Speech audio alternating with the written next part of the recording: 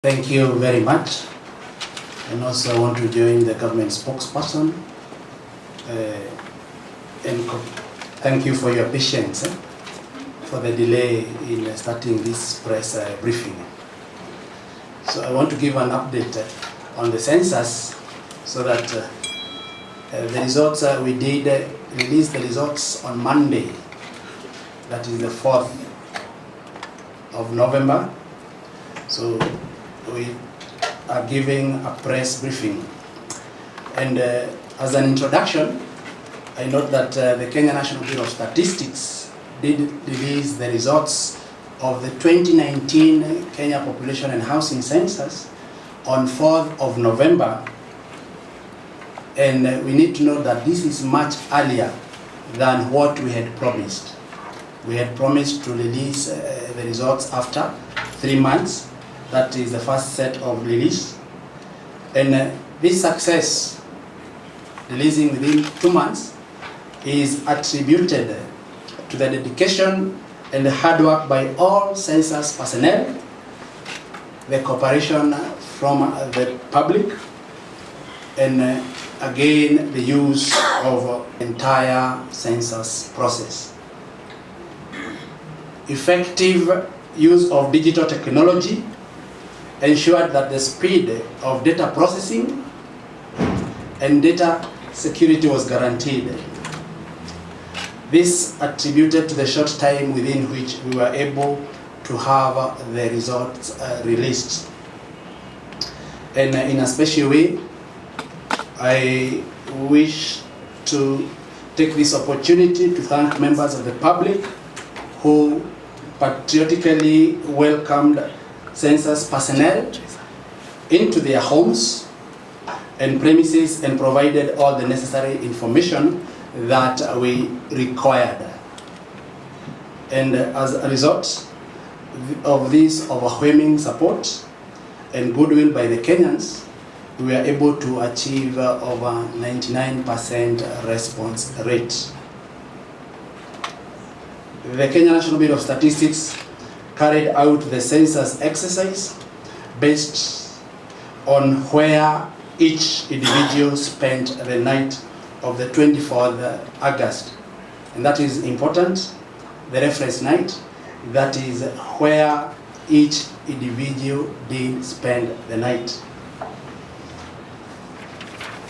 The number released on Monday, that is Monday 4th, of 47.6 million reflect the Kenya population as at 24th of August 2019. And the results that we released followed administrative boundaries which are not necessarily one-on-one with political boundaries. So the report we released, we are calling it Volume 1 report. This is population by county and sub-county report. And it is the first in a series of many other census publications that we are going to release.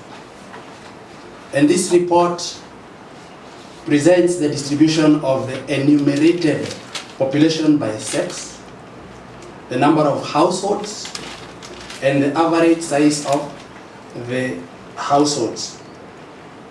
And the report also contains information on the land area and also population density.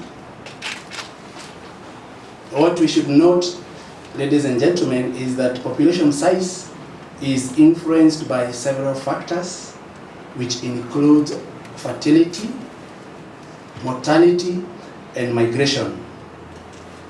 The next phase, therefore, would involve further processing of the data, and this will provide an explanation on the magnitude of numbers that we have released. Other reports that we are going to release, we are preparing other 4 volumes to be released before February 2020, that is next year. And this would include population distribution by administrative units up to sub-locational level. What we have released in Volume 1 is population distribution by administrative units up to sub-county level. We have done national, county, and sub-county, but we are going to go deeper up to sub-locational level. Again, we are going to have a volume on population distribution by age and sex by county. We're also going to have a report on population distribution by political units, constituencies, and wards. Then we are going to have a report released, population distribution by housing and socio-economic characteristics. Thereafter, the Bureau will also embark on the preparation of in-depth analytical reports, including education. We'll have an education report, a labor report, disability report, ICT report.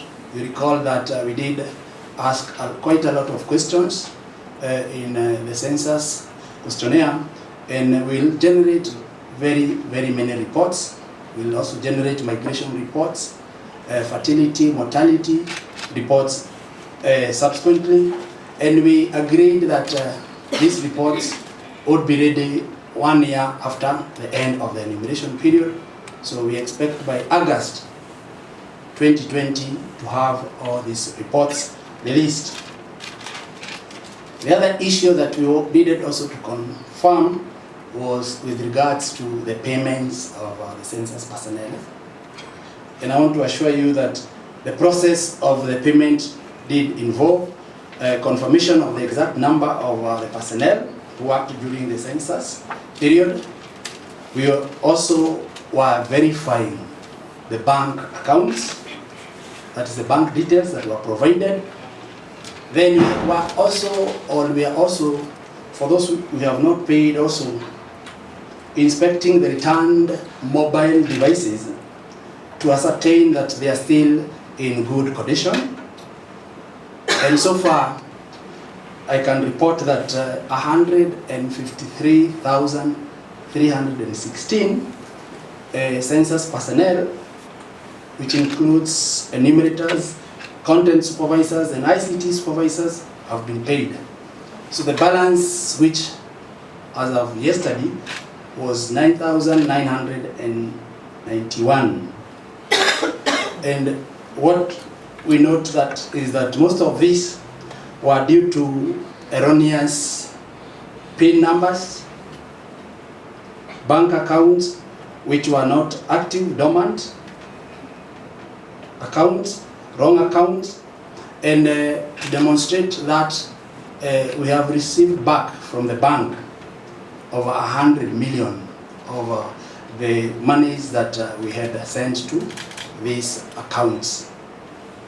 But we are committed to ensure that all personnel who worked during the census period are duly paid.